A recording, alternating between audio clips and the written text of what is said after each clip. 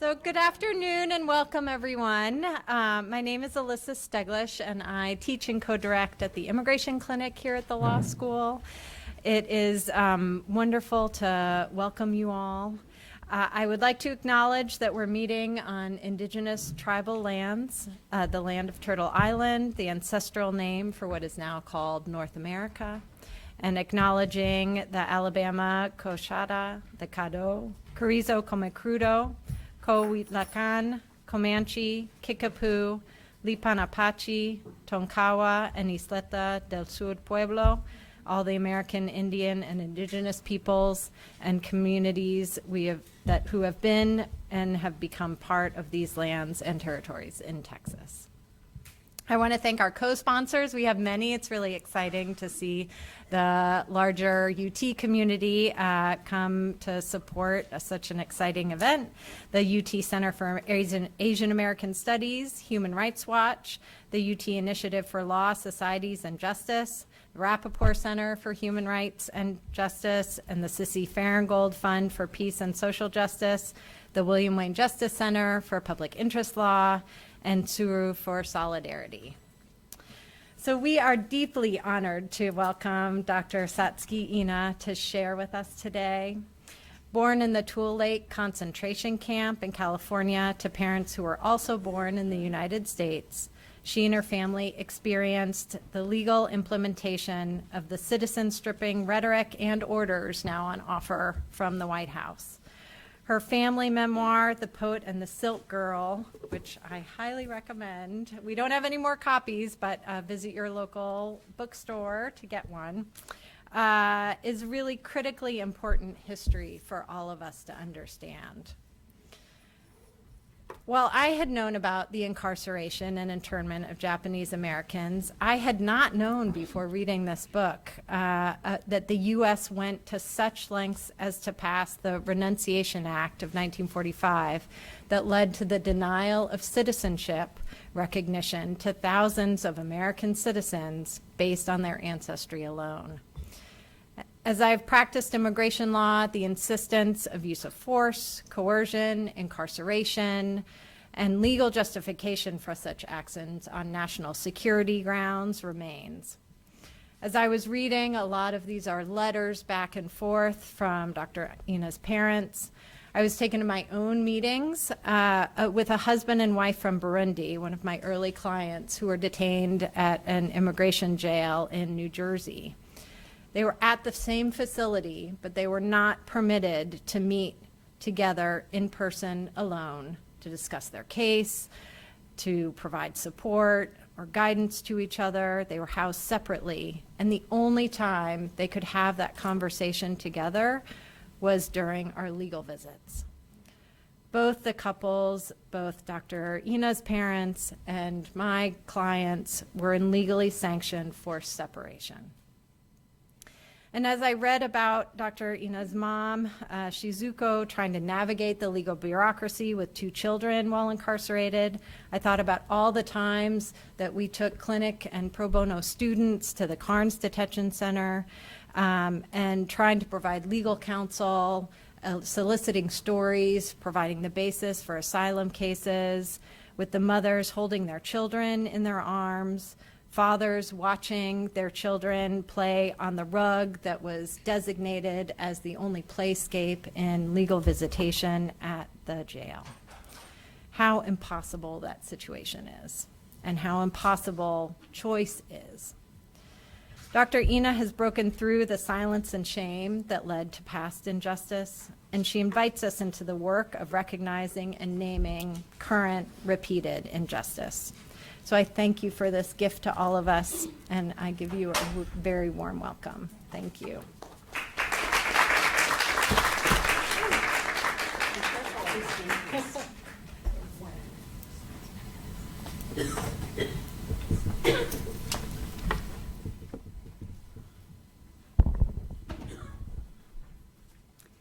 Thank you for that wonderful introduction.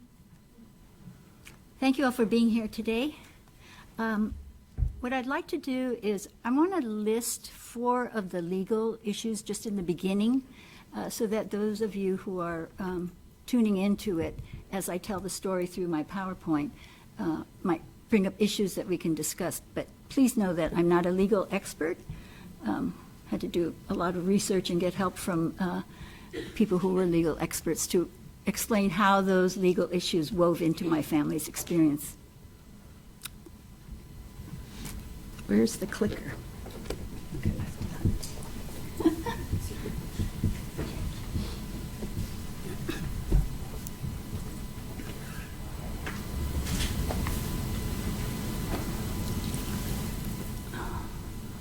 Let's see. So I'll start right away. I'd like people, before I talk about the book, to know and get some acquaintance with my parents. My mother's name was Shizuko, means quiet child. This is her birth certificate, which plays an important part of the story. When she was denationalized, part of the process was to turn in your birth certificate. So there was many years where she was stateless, without citizenship, without her birth certificate. So let me do what I said I was going to do. So through this story, in the beginning, I had the students today do this when they heard any kind of resonance with their experience. You don't have to do that today, but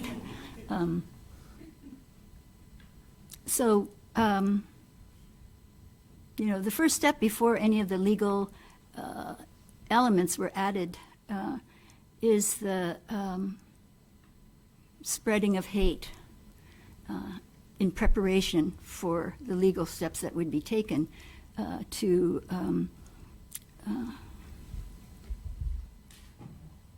enact harmful racist legislation. So EO 9066, Executive Order 9066, was justified in and called the exclusion order. That executive order was based on the 1798 Act to provide for the removal of individuals, including immigrants. So current legislation is threatening to reenact that Act of 1798. And there's also some movement in the legislature to remove that act before it gets enacted. So it's like days that they're trying to rush it through. It should have been eliminated many years ago, but stayed on the books. Then the next issue was a required loyalty questionnaire based on the Espionage Act of 1917. So this loyalty questionnaire was utilized by the government in the initial steps to try and get rid of troublemakers, dissidents, and people who were protesting. Then that eventually emerged to provide a loyalty questionnaire. And that Espionage Act was implemented with the threat that if you don't respond to the loyalty questionnaire, you'll be fined $20,000 and 10 years in prison, which turns out to be completely false, because there was no legislation that said you had to answer a loyalty questionnaire.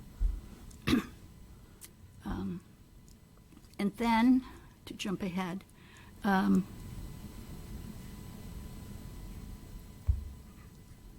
the Repatriation or Deportation or Denationalization Act was implemented further to discourage people from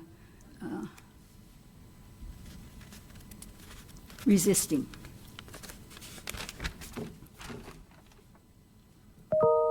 Oops. I just wrote these notes before I got here, so I'm just scattering. Terrible handwriting. the Renunciation Act of 1944 was at the time passed in Congress after H.R. 4103. And that Renunciation Act made it possible for American citizens during wartime to renounce their American citizenship, which turned out to be unconstitutional. So what happened to the Japanese Americans while they were incarcerated, forced to sign this loyalty questionnaire, made, in the kind of recounting of it, made it appear as if these were the thousands of Japanese Americans who wanted to renounce their citizenship. But eventually Wayne Collins, an attorney who initially started out work with the American Civil Liberties Union, said that this signing of this questionnaire was under duress, and under duress did not qualify as meeting the requirements of this Renunciation Act. So it wasn't until 1945, late in 1945, that the ex parte endo hearing took place, and it was determined that there was no justification to have ever incarcerated the Japanese Americans. So those are the legal points that came out. I think that's my phone.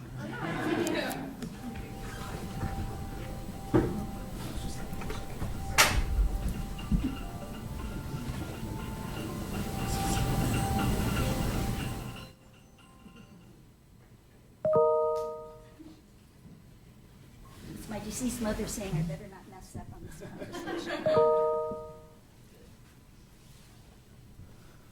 So you can see that the citizenship issue went back and forth, and in most of the literature that I could find describing the incarceration of Japanese Americans, there wasn't a lot addressing kind of the backstory of the government's manipulation of the situation over and over again to enhance the image of people with a Japanese face as all part of the enemy alien picture.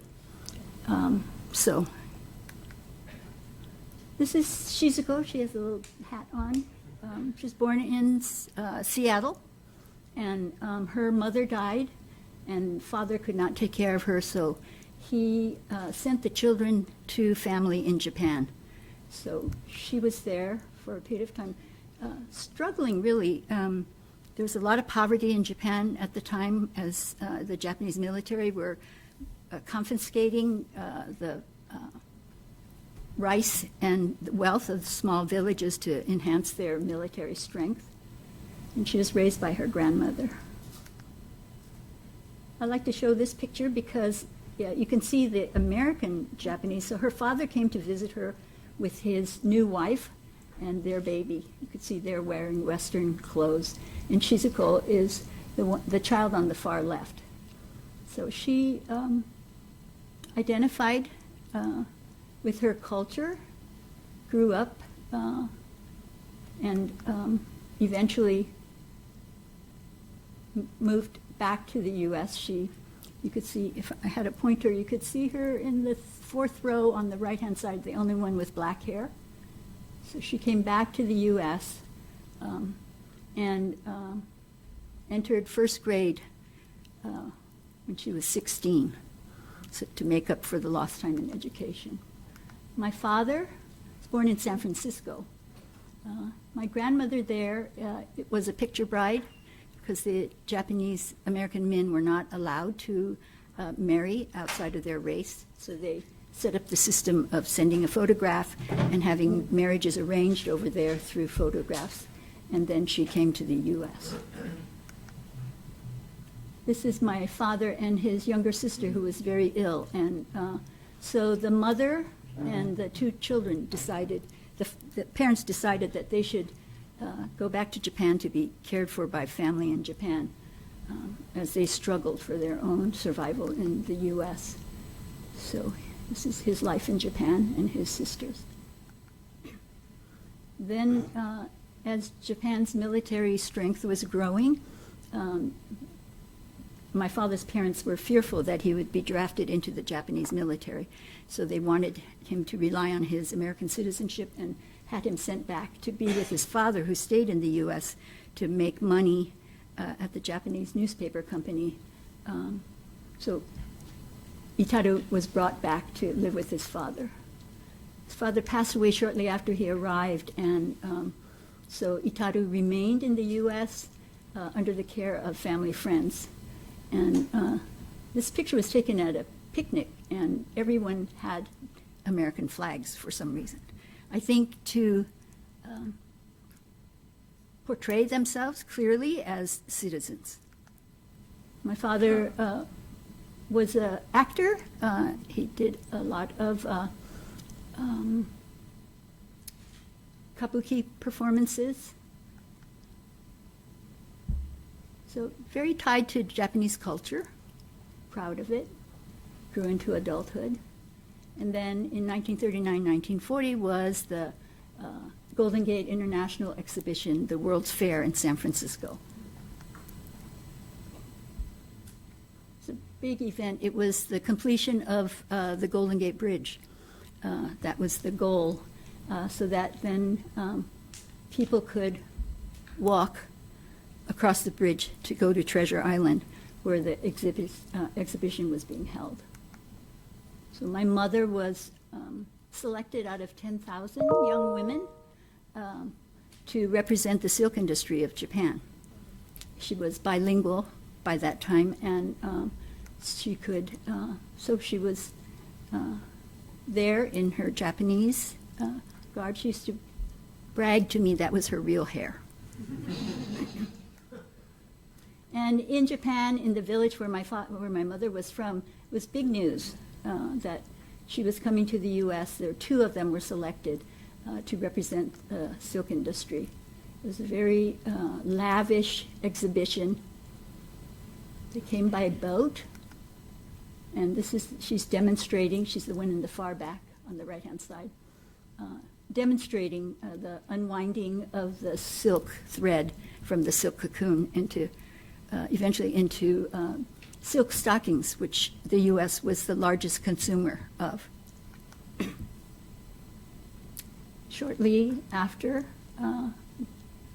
Pearl Harbor was bombed, attacked by the enemy empire of Japan, and it began this was the last day of the exhibit, showing the Japanese flag and the American flag being flown together as a closing of the ceremonies there. So my dapper father, actually what happened was my mother's wristwatch broke, and so she had to be accompanied wherever she went. So that they went into San Francisco, Japantown, and went to the watchmaker. And the watchmaker was the family friend who was taking care of my father and raised my father from the time he was in high school. And when she came back to pick up her watch, the watchmaker invited Shizuko to come for dinner. And so my father was there, very excited to meet her. They fell in love.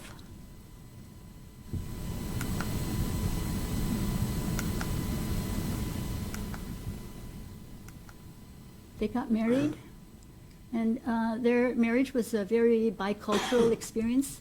This is photos taken in their Japanese wedding clothes and in their Western wedding clothes.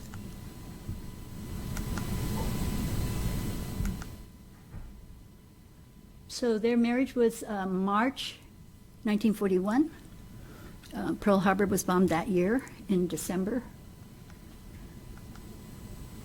And this is, okay, to reverse, this is my father's birth certificate.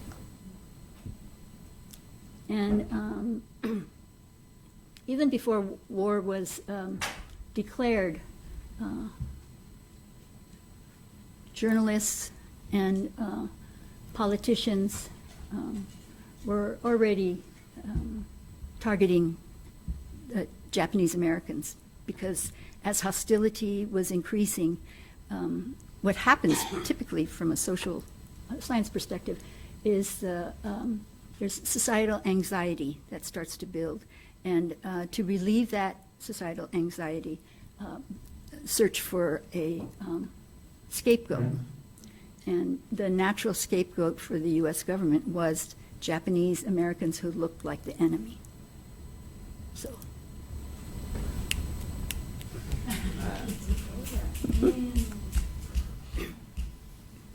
So 1942, May, quickly moved to start the removal of Japanese Americans. And these signs were posted on telephone poles in all the Japanese American communities, letting them know when they had to leave their home and where they're supposed to be, carrying only what they could, taking only what they could carry with them to be detained without due process, and only being able to bring what they could carry. So this civilian exclusion order required people to be rid of their pets, their property, their farms,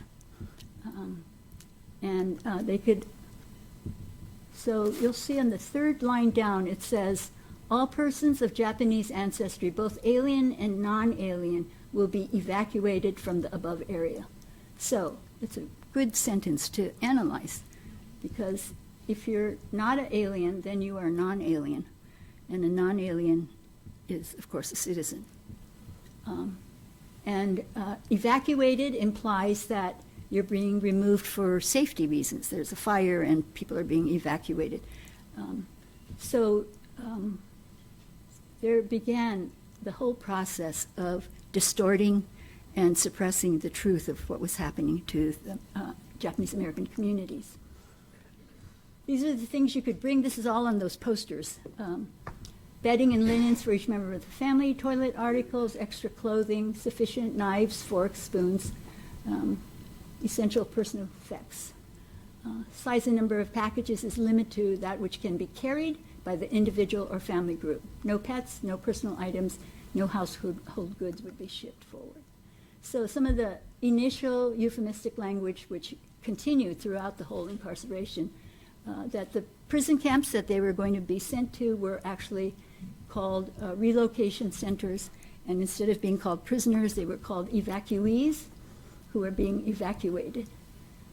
The first stop was going to be at an assembly center, which was also a prison camp, until the permanent camps, which they referred to as internment camps, and this distinction that I'll explain later, and the enemy alien and the non-alien, and people were referred to as internees. When in fact these were prisons, people were being arrested, forced and removed from their homes, and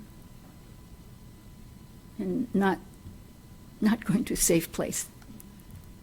So this is a photograph of my mother, a famous photograph actually taken by Dorothea Lange.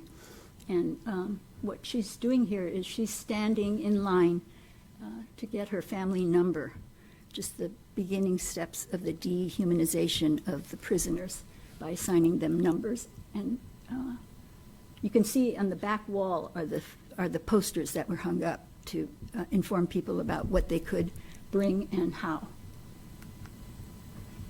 So my mother is on the left, the second person. And this is an important picture because then began the militarized impact of the removal. So soldiers started to show up with bayoneted rifles. And this is my mother's signature and our family number, 14911. That's how we were identified.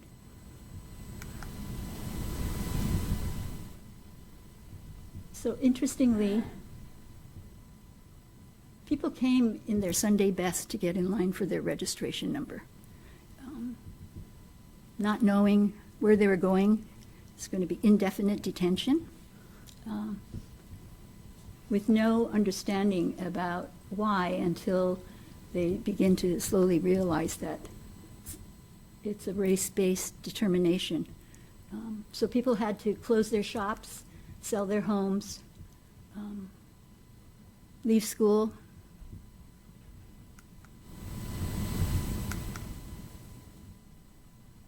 And if you had 1/16 Japanese blood, that was a determining factor. So that's purely a race-based decision. Elders, people who were ill, some were transported on stretchers into the buses and trains that took them to the different sites. And one of the most disturbing aspects of this process here is that children who had 1/16 Japanese blood in orphanages in San Francisco and south area near LA, who were in orphanages and foster care, were removed and placed in an orphanage inside the prison camp. On the forms that I saw for these children they were being removed because they were a risk to national security.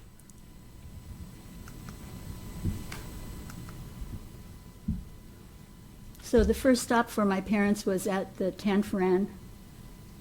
I should have put another quotation around Assembly Center. These were temporary sites. Many of them were places like in San Francisco, South San Francisco, it was the county fairgrounds and racetracks.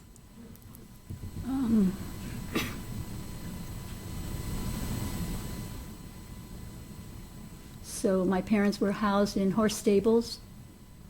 She was pregnant at the time and was suffering from a severe morning sickness, and she talked about the smell of manure and the whitewashing. She would never forget. This is a chain link fence with the wires, barbed wires on the top. So when they were held in the Tanforan Assembly Center, you could look out across the street from where the fences are and see life going on. See cars passing by, people on their Sunday walks, pushing their baby carriages. And every Sunday, a group of women from the American Friends Service Committee would come and bring fresh fruits and vegetables and toss it over the fence to the prisoners. And one day, I think, noticing that my mother was pregnant, a woman called to her and told her to come closer to the fence, and she heaved over the fence this hand-stitched, beautiful blanket. And when my mother was ill and dying, she had that blanket on her bed, and I said, you know, this blanket is getting really raggedy. Let's get you a new blanket. And I knew how she got it. She had told me how she got it. But she grabbed the blanket and she said, no, I don't want to change this blanket. And I said, I knew how you got it, but why is it so important for you today? And she said, this blanket helps me remember that somebody outside cared. And the organization that I'm a part of, Tsuru for Solidarity, that's one of our motivating factors. We want to be there as someone who cares. The Tule Lake Segregation Center was a maximum security prison. It's in Northern California, although the justification for the incarceration was to get people away from the western coast, where enemy ships might be being signaled and things like that. But they put the maximum security prison in Northern California. So while they were in the first detention facility, there was a recognition that this was going to cost a lot of money for 125,000 people over an indefinite period of time. And so there were several factors that led to the decision to make a separate segregation center. They wanted to reduce the cost to them, and they wanted to be able to draft soldiers out of the prison camps. And so this loyalty questionnaire was used to separate from what we call the goats from the sheep. And see if I have a sample. So this is the first prison camp. They were in Topaz, Utah. Most of the prison camps look like this. Barbed wire fencing, military guard towers with armed soldiers.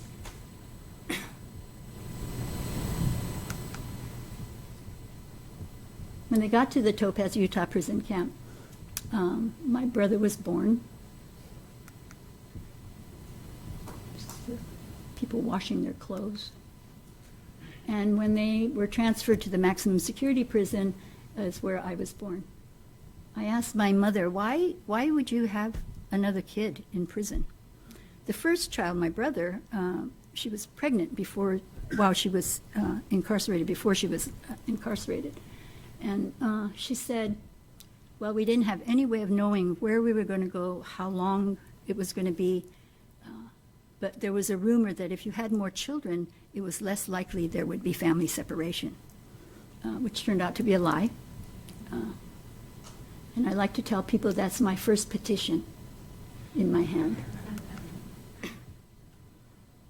So my parents answered no to the loyalty questionnaire. It's called so-called loyalty questionnaire. It was really, they couldn't release people back to their homes because it had been touted that these were all people who were a risk to national security, and they had amassed them, and now they're finding that they can't afford it. And also the ACLU was starting to poke around, and there were issues that were coming up. So the loyalty questionnaire was to separate those who were disloyal, answered no to this loyalty questionnaire. I'll show you the question in a minute. Here are the two questions. They had a questionnaire with 28 questions, but the two that were the most controversial was, are you willing to serve in the armed forces of the United States?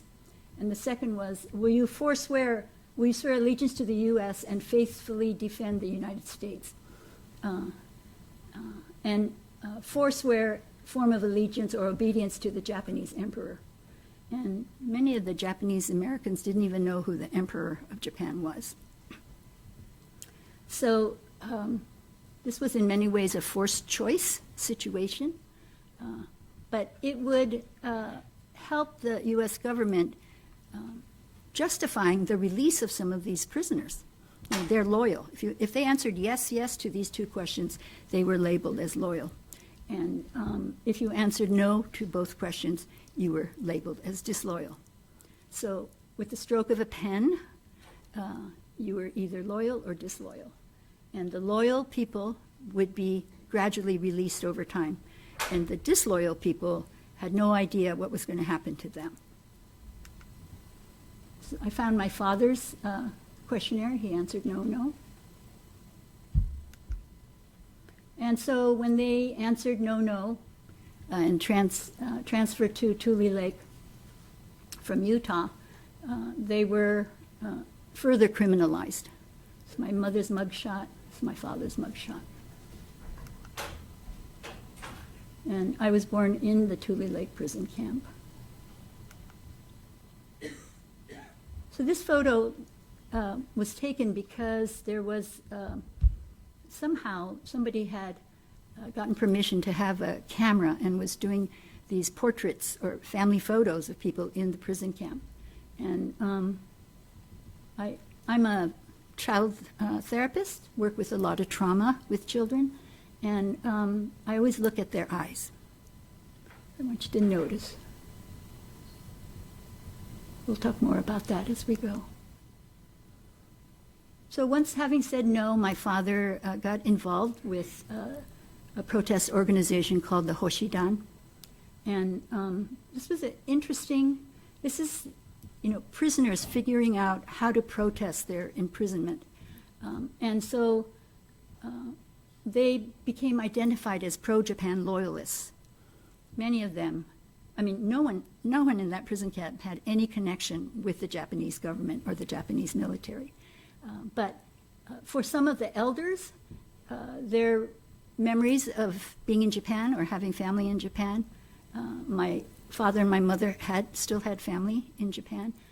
So they took on what they knew as a Japanese military stance in their protest. They tied the hachimaki around their heads and they took their sweatshirts and drew symbols on it, and organized every morning, got up at 5:30 and marched through the prison camp in protest. This was the symbol that they used, that they drew on their headbands. Let's see. So this, I know you can't read this, but this is a language when my father got the order that he was going to be deported. This is in the third paragraph. The said alien enemy, because what had happened was the renunciation, denationalization process had taken place. And if you agreed to be, if you felt like you needed to go back to Japan, my parents lost hope in America, felt like there was no possibility for their children to be raised in a safe environment. They thought that renouncing their citizenship and going back to Japan where they would have family would offer them a life of freedom. So if you didn't apply for renunciation, your other forced choice was that you would live in indefinite detention. So they didn't know how long they would keep them there. So there were several thousand people who signed the renunciation questionnaire following the loyalty questionnaire. So here it says, the said alien enemy, because as soon as you renounced your American citizenship, you automatically became an enemy alien. Essentially, for American citizens, it meant that they were stateless. So the said alien enemy has been afforded an opportunity to a full hearing before a repatriation hearing officer on the issue of his removal from the United States, provision under the provision of the Alien Enemy Act of 1798, which is the exact act that is being invoked here in America today to justify the removal of immigrants in different levels of status. So it says, it is ordered that the said alien enemy depart from the United States within 30 days after service of this order. They're still in prison now. They're getting this order. Further ordered that in the event of this said alien enemy fails or neglects to depart from the United States within the said 30 days, the Commissioner of INS shall provide for the alien's removal to Japan. In essence, this is a forced, after denationalization now, forced deportation.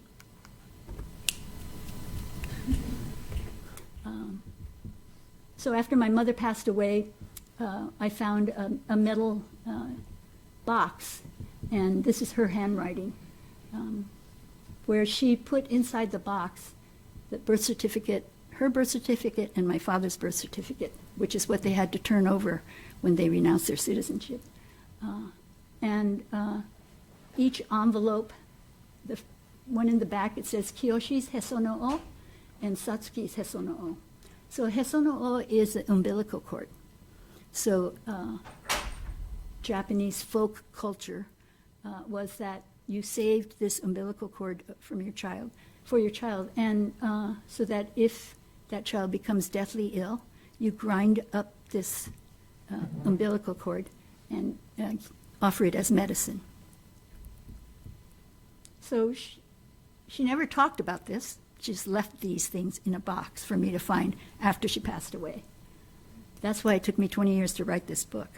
I had to uncover all the little hints and things they said and bits and pieces.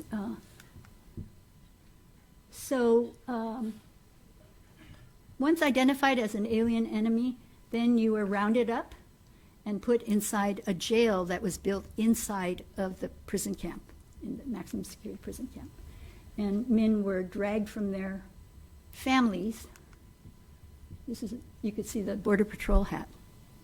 So Border Patrol was involved in this process. And there were stories of people being bludgeoned with these bats.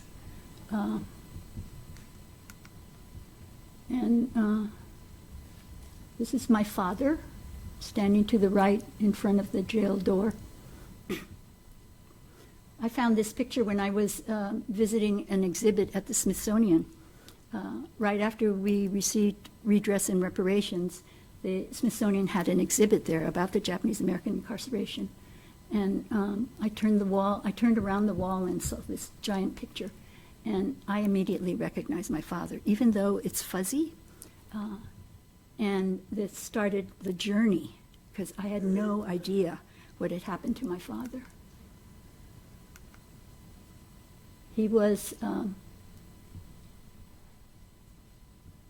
one of the victims of the brutal beatings. You can see lacerations on his chin, his neck, and his head and face.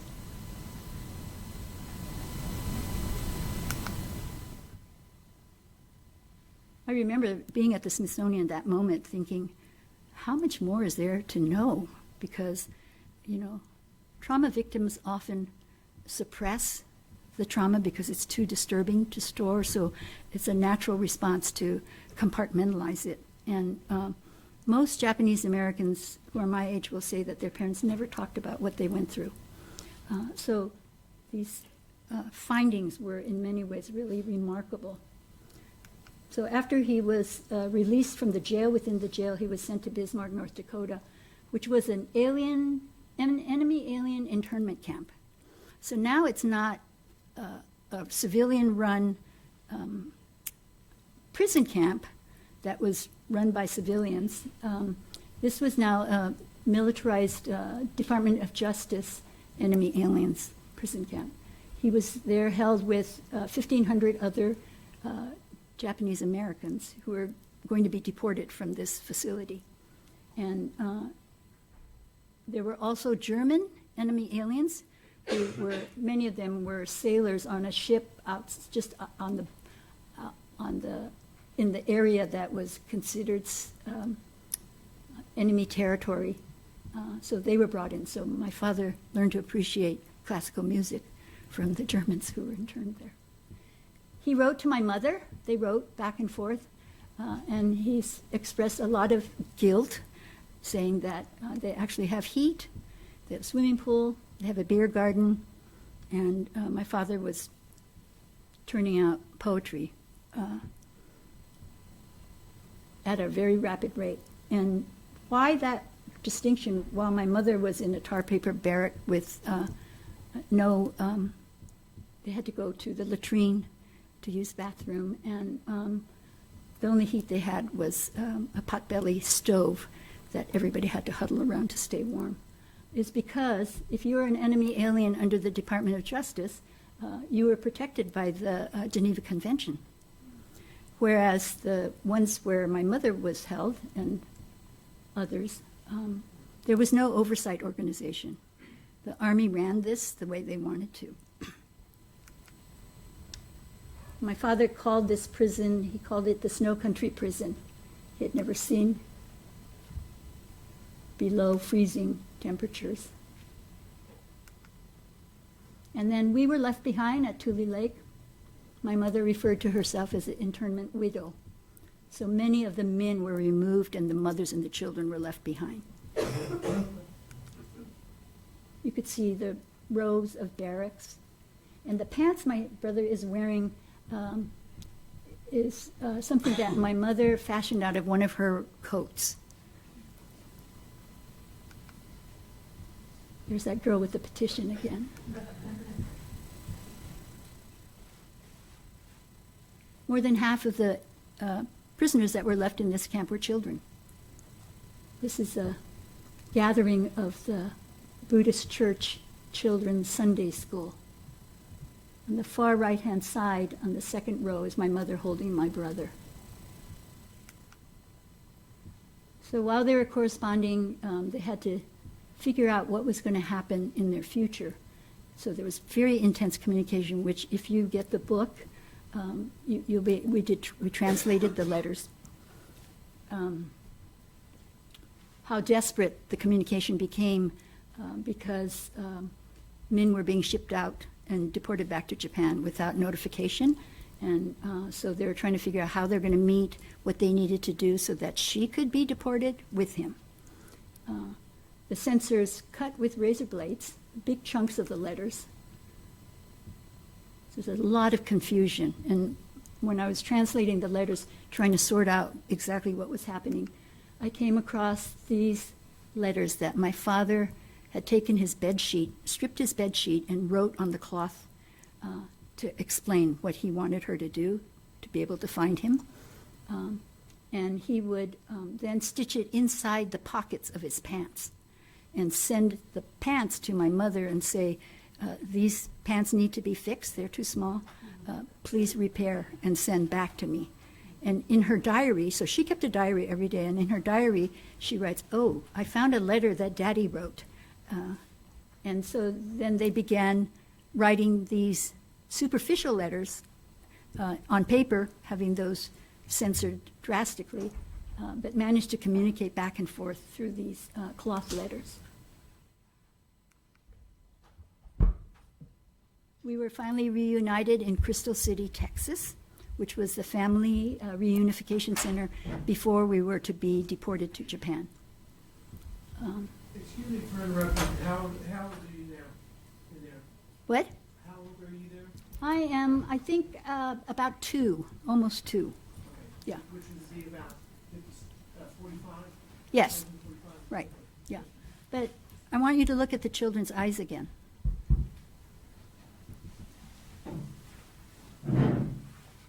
Their eyes tell a story and an emotional burden that I still carry as a result of the intergenerational transmission of that trauma. And when I think about children being displaced, separated from their families, and the same thing happening again, I feel the sadness, but I also feel the rage that this is happening again. And my organization, Tsuru for Solidarity, is dedicated to demand that we stop repeating history. So I'm going to stop here.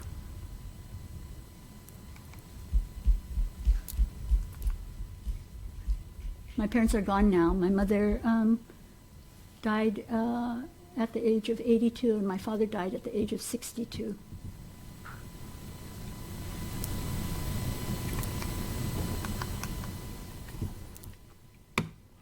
Thank you.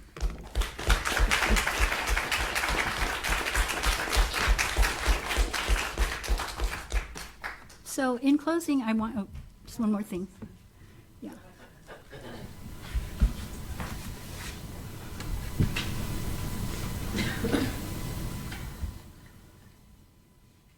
So during Trump 1.0, it became clear that things were happening rapidly and so resonant for the Japanese American community. The same kind of language, the same kind of legal justifications were taking place. And in 2016, I came to Texas with the help of Bob Leibel to protest what was happening at the Carnes Family Detention Facility, another prison camp. I went into the Carnes facility as if I was a religious visitor. Actually what happened was Carl Takei, who was a part of the National Prisons Project for the ACLU, called me up on the phone, and he's a fourth-generation Japanese American. His grandfather was held in Tule Lake. And he called me very bereft, but with a very clear question. He asked me if I would come to Carnes and go inside and try and do some kind of assessment about the children who are being held there. So, of course, I immediately agreed, but I could tell that he was emotional, and I asked him, what can I expect when I go there? And he said the new facility had opened to inspection or review by journalists, and he went as a part of the ACLU contingent.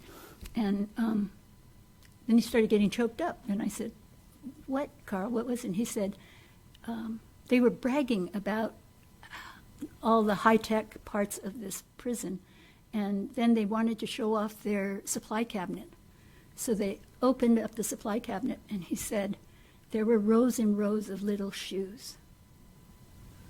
And he broke down, and we were both crying on the phone, and I couldn't get to Carnes fast enough to find out what was going on.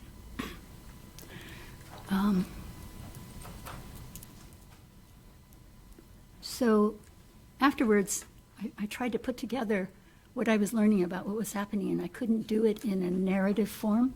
So I wrote a couple of poems I'd like to just read to you in closing. So this first piece is titled Elena. It is from an interview I had with a Guatemalan mother and child inside the Carnes detention facility in Texas in 2016.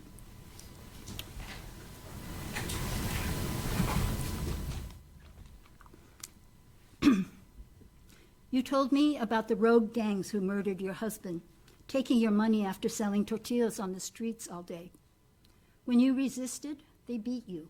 They threatened to take your son and make him a boy soldier. They threatened to take your daughter and make her a sex slave. So you gathered your family and friends one night. They each brought what little money they had. The coyote arrived, promising safe passage. He tells you, when you see the man with the big hat, put your empty hands in front of you and they will take care of you. But Coyote disappeared before reaching the border. You were lost without food and water for 3 days. Finally, you see the man with the big hat. Your children cling to you. You put your empty hands in front of you and you feel the snap of handcuffs on your outreach hands. They let their dogs menace your terrified child. They put you and your children in the icebox, a cement floor with no blanket. You have been in the family residential center for 9 months, a prison with steel bars, guards with guns, cribs in cells, rows and rows of tiny shoes stocked in the supply room. You tell me your 9-year-old son was separated from you. You have not seen him since you arrived. Your daughter refuses to go to the school. She tells me she's afraid one of her friends will be gone. And where do they go? She answers, deported back home and murdered. You tell me she has night terrors, waking from sleep, crying and trembling. She tells me she sees the giant dog bearing down on her. You tell me she's losing weight and won't eat, and you tell me they put black pepper all over the food, that the water tastes bad. The guards have water bottles hanging from their belts. The FDA approved the drinking water where fracking machines surround the family residential center. The guard stands and announces, "Time's up." The little girl bolts straight up and marches to the locked door. You wipe your tears with the back of your hand and say, "Por favor, ayúdame. Please help me."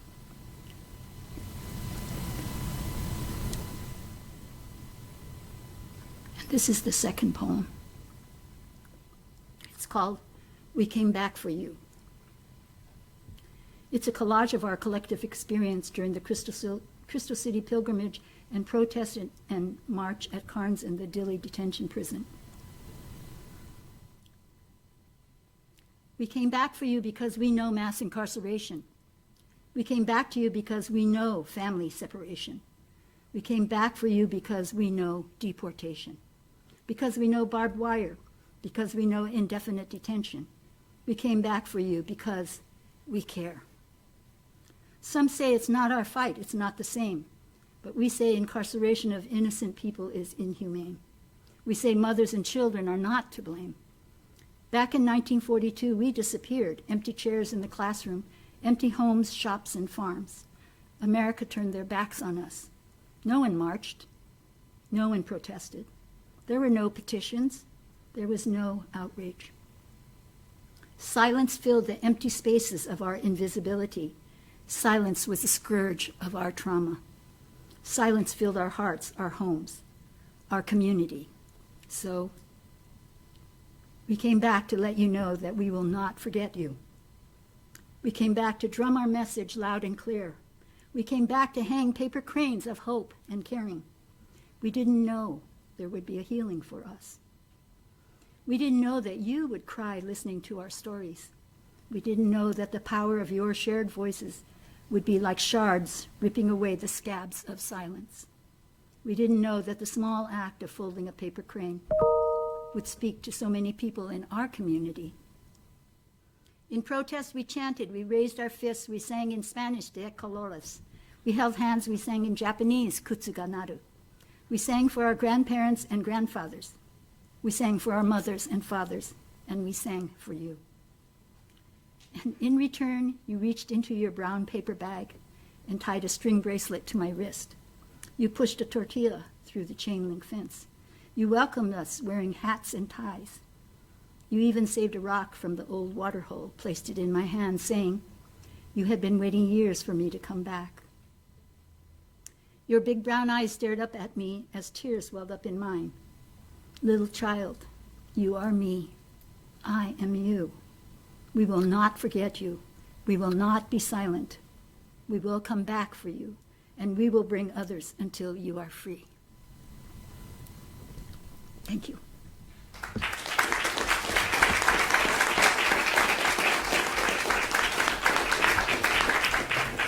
Okay. Thank you so much. Thank you. I recently had back surgery, so I'm taking advantage of a lot of consideration. We do have some time for questions. And Mr. Mike. Do you want to moderate or the questions?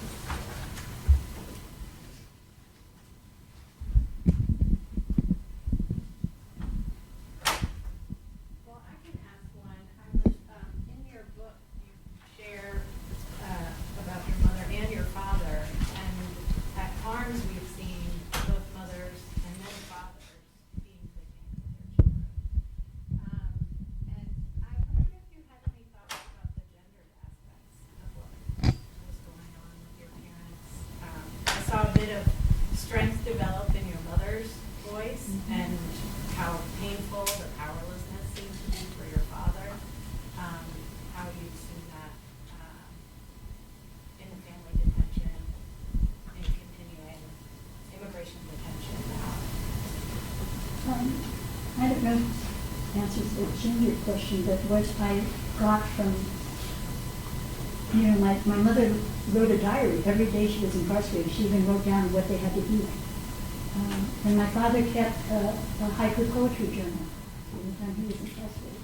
They never talked about it.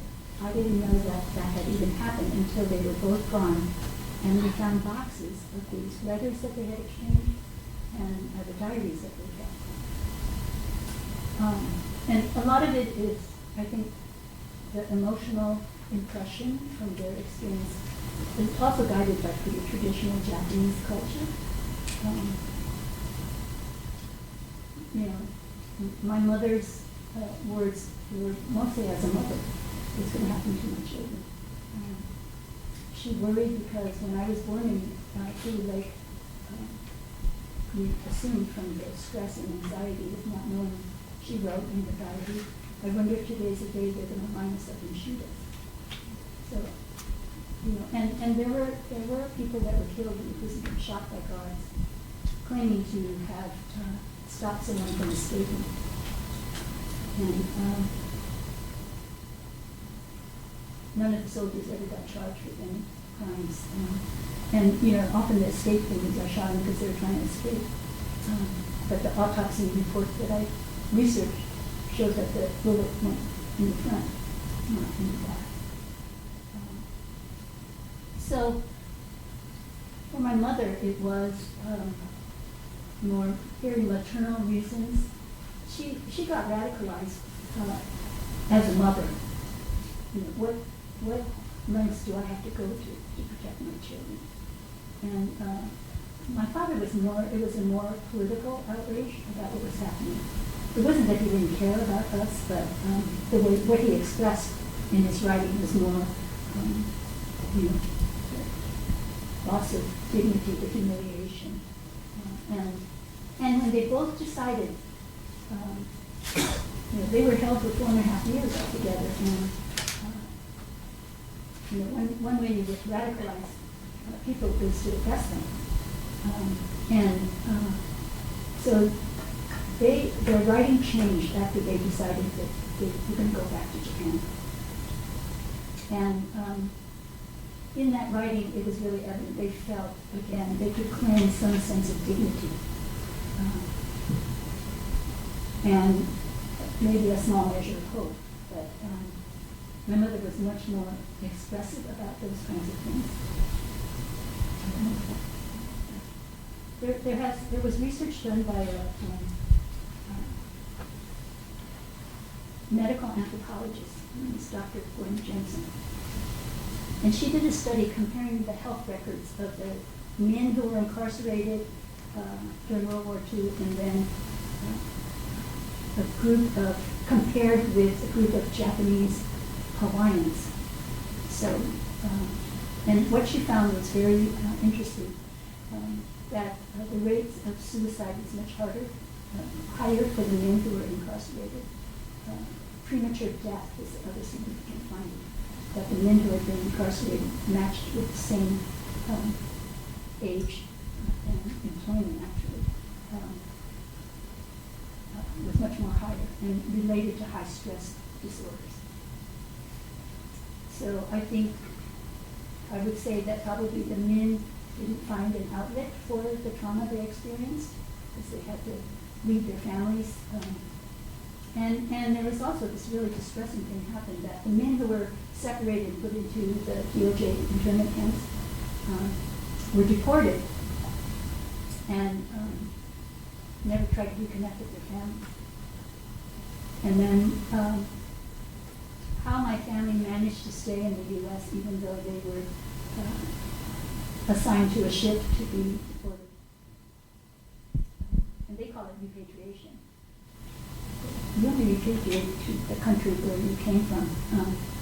And so they found that families who were separated, many of them, it was wartime. Japan by this time had lost the war and had been wiped out. And so means of communication, food, the whole struggle to recover from the trauma of the atomic bomb being dropped. Those who were deported early, some of them were young men, I think at 18, 19 years, found new families in Japan, got married, had children, and then they heard that the attorney, Wayne Collins, was fighting to reinstate their citizenship. So my parents didn't get their citizenship until 1959. So they had lived those years being stateless, and a secret. Because if you told other Japanese Americans that you said no and you renounced, you were stigmatized, even in our own community. They blamed the troublemakers for extending the duration of their incarceration. And they were targeted and viewed as not just troublemakers, but criminals. So Wayne Collins, who started out from the Northern California ACLU, and then eventually had to go on and be independent, because he spent 20 years working on individual cases to prove that the renunciation was done under duress. And by 1960, he had managed to return citizenship to 1,500 of the family members. So it didn't end when they were released.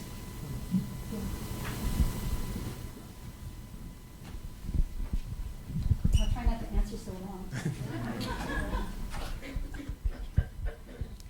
Yeah, you talked about some differences of opinion and infighting even within imprisoned Japanese people. I think a lot of Latinos today are kind of talking about how other Latinos who try to distinguish themselves as a good immigrant, an acceptable Latino, those types of parallels. And I guess I was wondering if you could speak to if you know about that or experienced that in terms of this narrative of people who try to distinguish themselves as the correct Japanese, the acceptable Japanese person. And I think it's a common intent of the oppressor to divide the victim community. So they, like in the World War II prison camps, where the dissidents, especially in Tsuru, like protesting, and there were some incidences of violence between the two groups, but the authorities, especially in Tsuru, like actually solicited the some yes folk to be sort of spies, moles in the other organizations that were organizing to protest. And they were protesting things like lack of protein in their diet, the rampant dysentery and food poisoning that's going on because the food wasn't handled properly, as well as protesting other rules and regulations that were enforced. So they continued to fester that for a period of time till the American public was educated about how dangerous this group of people are. And so then when they started to announce that they were going to start to release some of the prisoners, they were identified. These we know are the loyal people, so they're going to get released early over time. And those that were disloyal would be sent to Japan.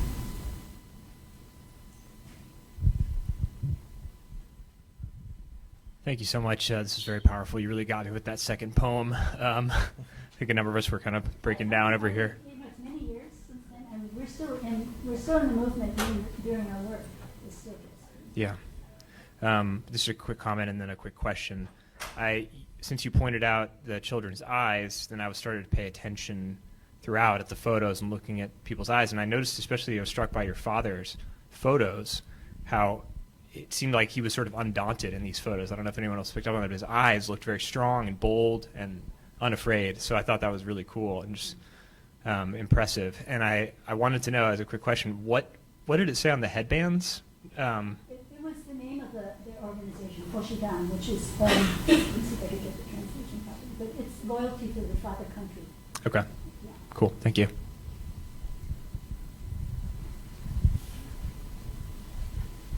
Loyalty to the father country where many of them had never been.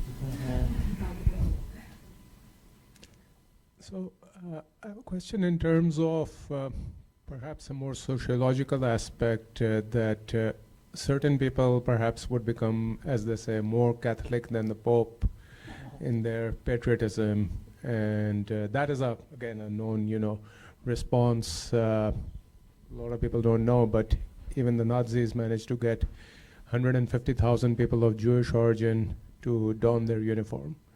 So I'm just wondering, like, there's a link our own university has when President Johnson recommended Senator Inouye as running mate to Hubert Humphrey, and the language that he used, it's kind of somewhat, infra-dig in terms of to describe his loyalty.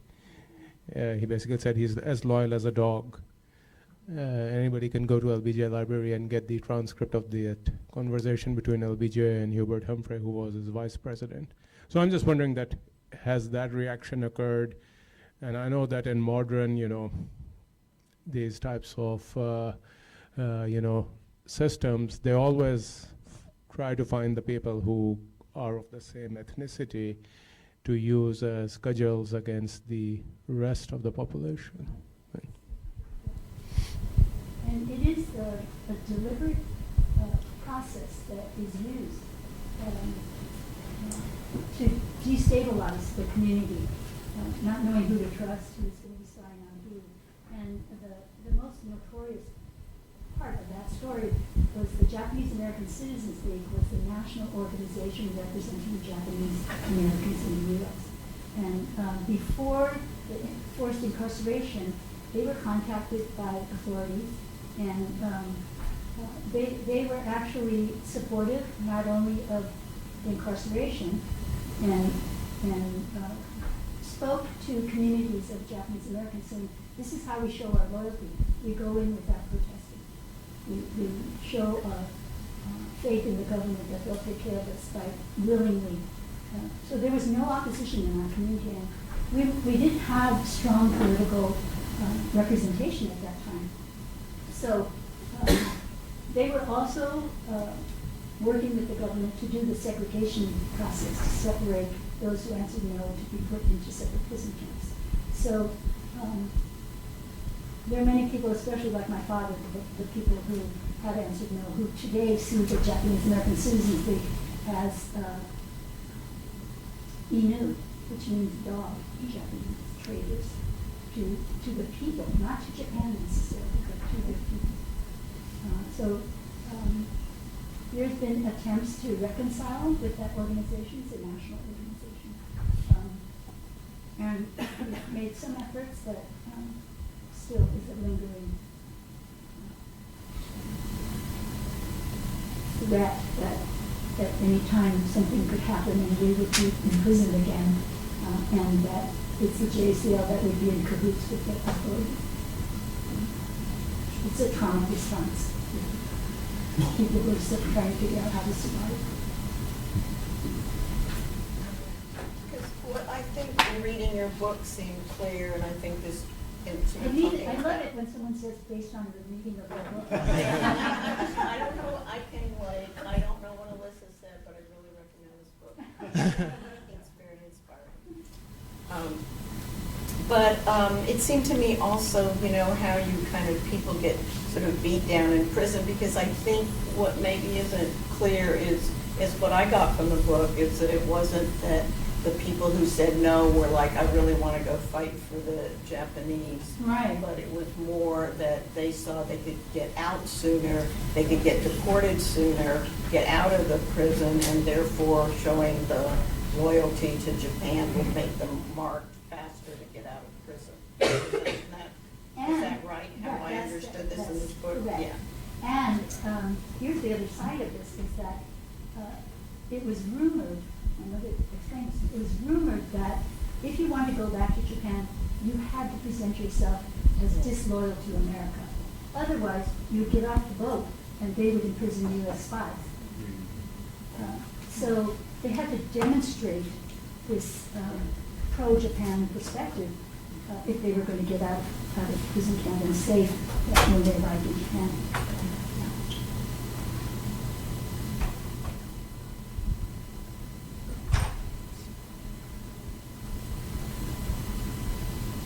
So we're at the law school. I'm going to invite you to talk about the lawyer who you mentioned a little bit. Okay. And I found it interesting that the Northern California ACLU did not have the backing of the ACLU as a whole, and in fact had to stand aside and resist in order to take on the cases that ultimately freed your family. Right. But there's a part in the book where you described the lawyer coming in and for the first time giving honest information and giving a little bit of a window of what might happen in the future. Mm-hmm.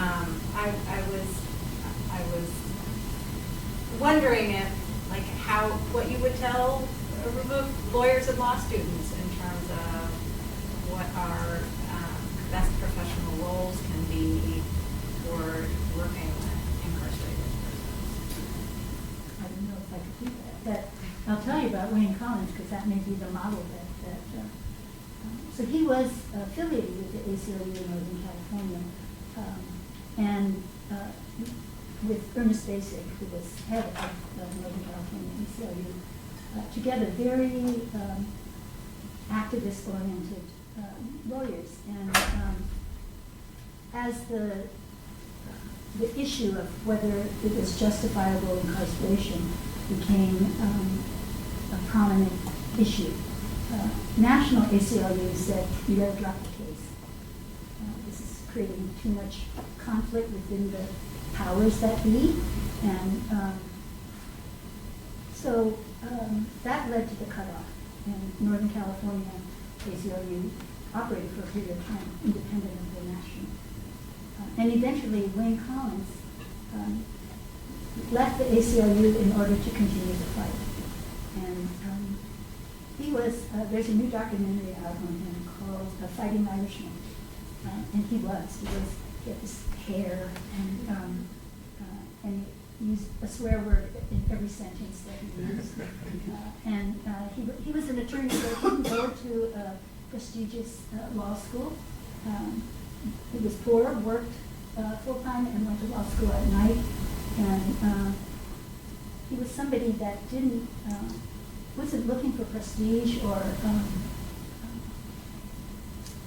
using his authority as a lawyer, but he spoke about how enraged he was about injustice. And that was a theme that motivated him. He's the one that also fought the case for Tokyo Rose, who was identified as this Japanese American spy that was working with the Japanese, sending announcements to the soldiers to get their thinking about their role in the country, destabilizing their position. And so she got arrested and did, I can't remember how many years in prison, and Wayne Collins took her case to prove that she had been forced in those conditions. She had been taken in and coerced to make these statements on the radio broadcast. And so she was, I can't remember the legal term for it, but she was relieved of the conviction after she had served her time. So he was somebody that really believed in the rights of the people, whoever they were. And our community, of course, loves him dearly. He's long gone. But his son looks just like him. and we invite him to many events to talk about his father. And he says of his father that he was a lightning storm for freedom and justice. So it's a guy who really believed in the Constitution. And it took 20 years for him to finish all those cases individually. They tried to get a class action suit, but something happened with another attorney that represented 3 people from who had been incarcerated, and that affected his ability to continue to pass through a collective thing. So he had to go through each individual case. And they tried to, of course, his assistant tried to have people pay him for his services. And this is another character description. All of us were poor after camp. With 4 to 6 years in prison, lost our jobs, careers, education, starting from scratch. And then going back to communities, especially just after the war, people didn't want to hire Japanese, and they didn't want to rent housing for them. So the racism continued. And so, I saw my mother's writing a diary that they sent a check to Wayne Collins for $1. And I don't know if she continued that, but how he managed to do his job, I'm sure he didn't make a lot of money. But I also, my father, in writing the letter to my mother, describes the excitement that there's this really scary white man talking about their rights. And it was the first time that somebody had identified for them what their rights were and what rights were being violated. So it's a point of hope.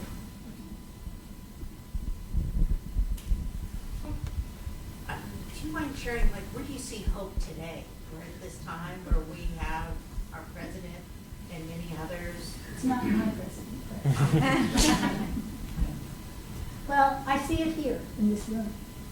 People who want to learn more, understand more, and take active participation as students, as faculty, as community people, to learn about what's happened. We have to each do our part at the level that we're capable of, And my feeling is we need a lot of lawyers, we need a lot of attorneys. And so I'm glad there are students here, and that this university is hosting this event. You know, I think it's, in the end, it's going to be everyday people creating a massive collection of strength to persist. And we have to find a way to push back at every turn. And right now what we're seeing is that it's taking a judge to stop some of these things.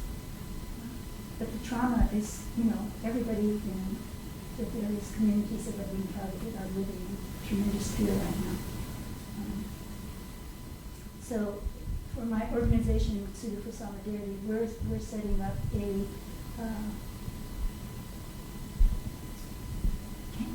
campaign to be available. There are in our organization several psychologists who have trauma expertise, to set up a hotline for activists to sustain them in their fight that's going to take several years, to offer workshops and hotline responses when people become overwhelmed or feel like they need support or they need to work out some of the conflict that's going on within the organizations. Because when we get tired, we start to turn on each other, we get hopeless, and we avoid our despair by being critical of others or feeling hopeless. And so all the different ways, there's so many ways. I think we have to be really creative now, because this is a massive attack on all of us, all of us. So hope is in the people. You know, I'm old and I'm tired and I have a horrible back, but I wanted to be here today because I want to share our story and let you know that we're still wanting to fight. And we're showing up at different sites with our hearing aids, our walkers, our wheelchairs, leaning on our grandchildren, whatever we need to do to show up and demand that people stop repeating history. So I'm happy to be here.